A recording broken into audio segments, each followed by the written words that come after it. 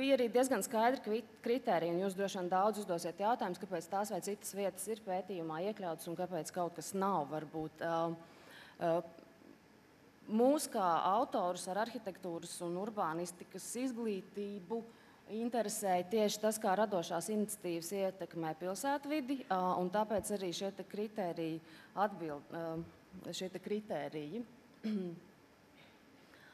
Metodika arī bija ļoti praktiska, ļoti daudz intervijas tika veiktas, mani kolēģi ļoti daudz intervijas pati intervēja, mēs runājām, mēs uzdevām visiem faktiski vienus un tos pašus jautājumus, protams, katru reizi mazliet adaptējot. Viss tika apsakots 100%. Ja kāds no mums ir visās vietās bijis, visi, protams, nepaspējām visu apskatīt, bet ar kolēģiem maksimāli daudz ko redzējām. Un arī šīs citas lietas tika ņemtas vērā. Kāpēc vēlreiz tas pētījums ir tāds? Tāpēc, ka autori ir tādi. Man šodien no laikraksta Diena jautāja, kā var izmērīt radošumu, kā jūs to vispār mēriet. Ļoti dažādas tās metodas var būt. Mūsu interese bija, kā radošums ietekmē pilsētvidi, kā pilsēta uzlabojās, kā pilsēta pārveidojās. Mērķi arī skaidri, tie jau kaut kādā veidā manā uzrunā parādījušies ir.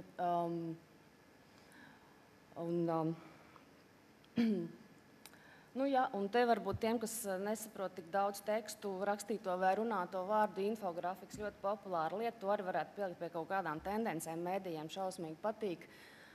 Šeit ļoti labi var redzēt to dinamiku, kā ir veidojušās radošās vietas. Ja tā ir krīze, 2008. gada beigas, 2009. gada sākums pamazām sākās. Ja. Kas ir interesanti, tur tādi krustiņi parādās. Tās ir vietas, kas vairs nav tajās vietās, kur viņas bija agrāk. Bet tā dinamika ir diezgan pozitīva, jo tikai kādas 4 no tām ir mirušas vietas. Lielākā daļa pārvietojās. Piemēram, ļoti labs piemērs ir tāds vintage lietu veikals Retrospektro, kas savulaik bija Brijāna Miera ielas kvartālā, tad viņi pārcēlās uz Vecrīgu, un tagad viņi rezidē tirdziņos un virtuālajā vidē. Ļoti interesanti likās pavērot tendences, kas notika 2009., 2010. un arī tagad. Ja. Kā jau iepriekš minēju, velo kvartāls, absolūti jauna tendence, velo kultūra, tirdziņi, pop-up shopi, tas bija sākums, faktiski neeksistējoša parādība tagad. Dažādas radošās darbnīcas ļoti aktīvi 2009., 2010. gadā, 2011. mazliet jau vērojams tāds noriets, tiek meklētas citas aktivitātes.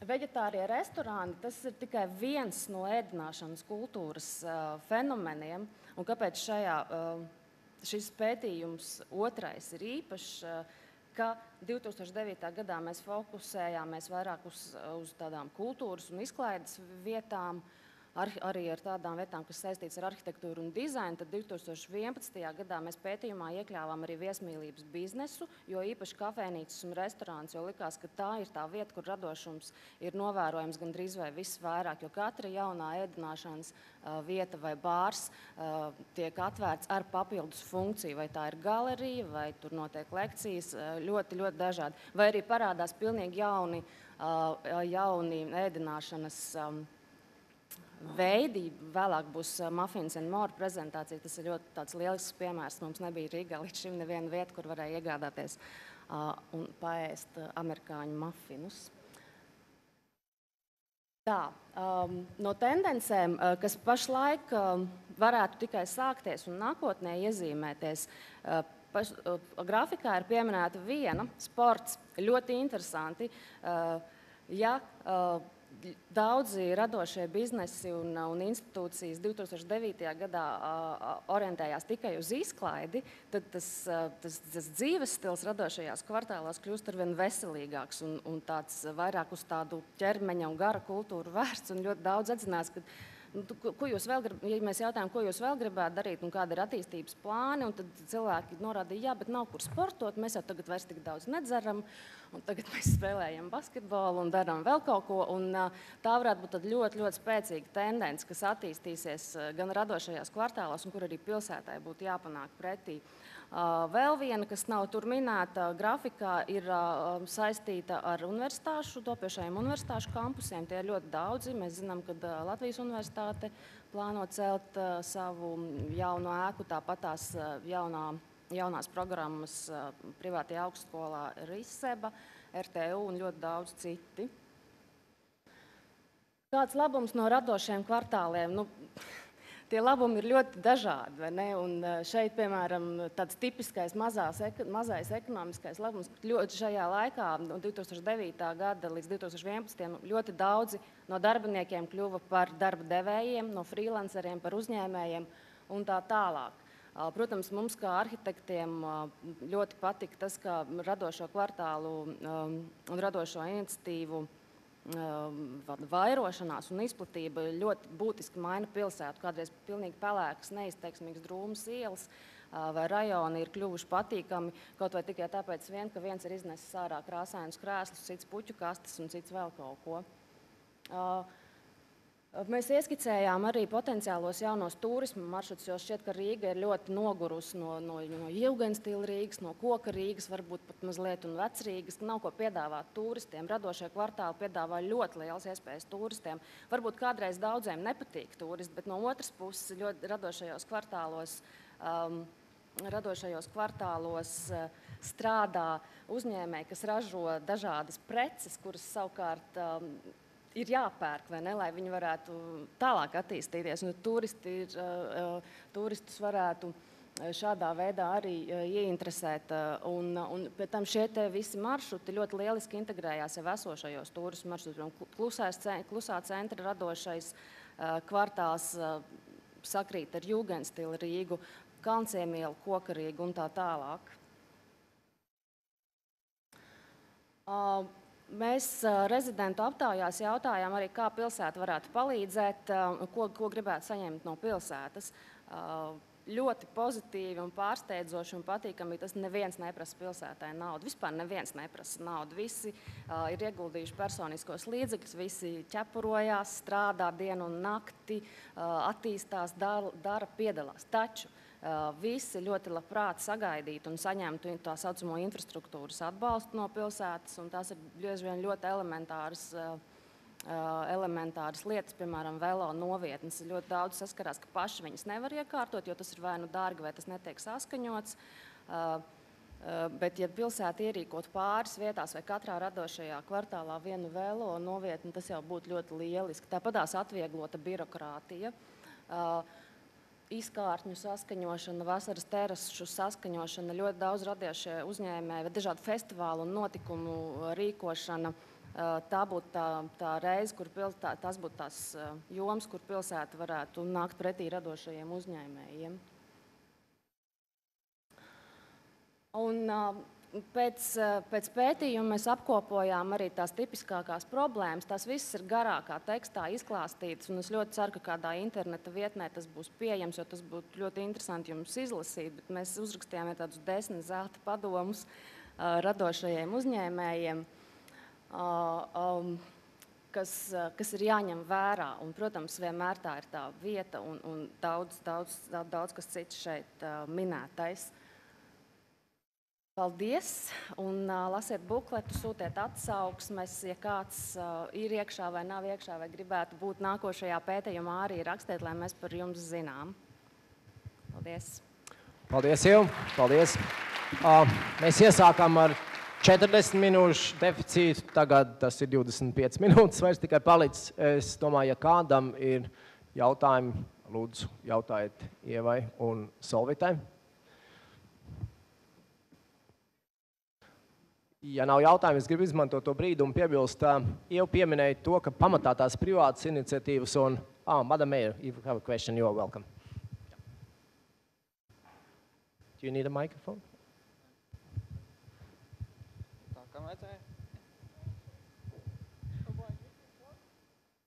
Is it me? Yes. Thank you, both of you. It was lovely to hear. When you're talking about the kit, survival kit and the new quarters, what has the reaction been around?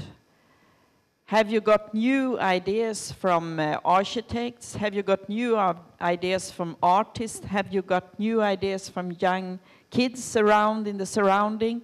And what has happened? Because I like this very, very much. And I'm just interested in what is the result of it. Because it's great. This is culture.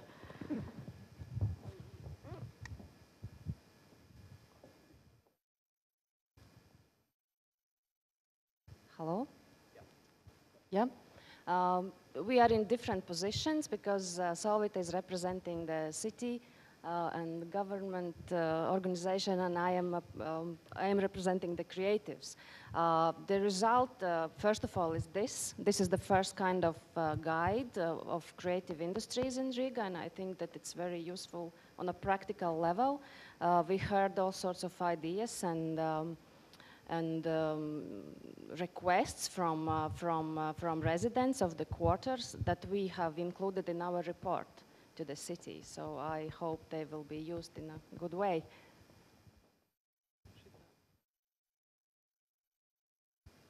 Yeah, I can not really agree with you that I'm representing city. I am kind of part of artistic committee, and I'm still feel more like being part of like a creative circle, but nevertheless.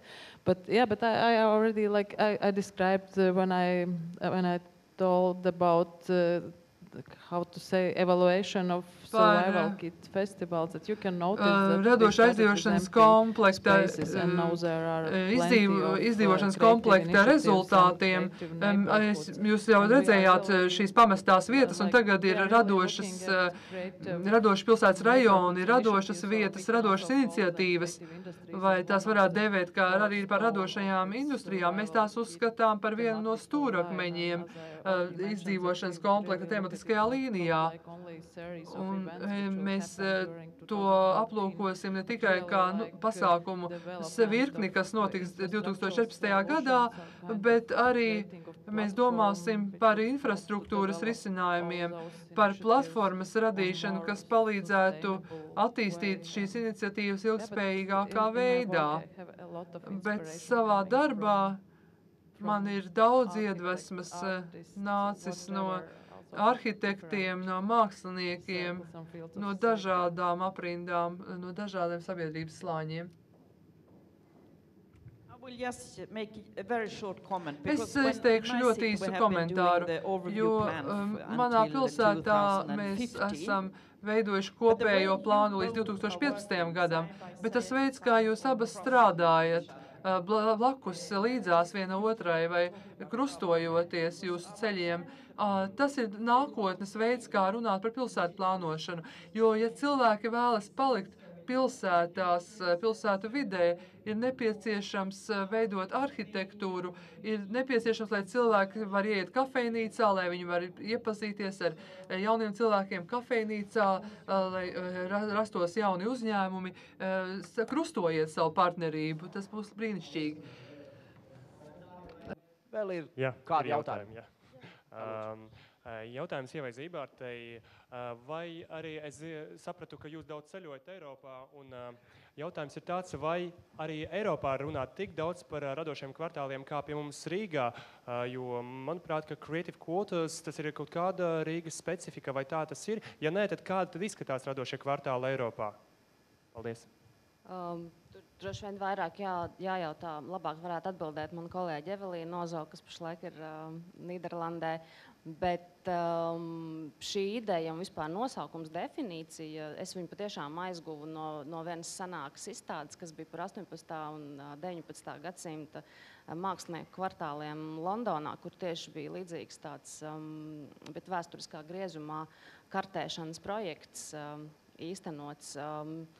Man liekas, ka Rīga savā ziņā ir unikāla, jo viņa ir mazliet daudz vēlāk nekā varbūt radošie kvartāli kaut kur citur ir radušies, bet tas nav nekas jauns, absolūti.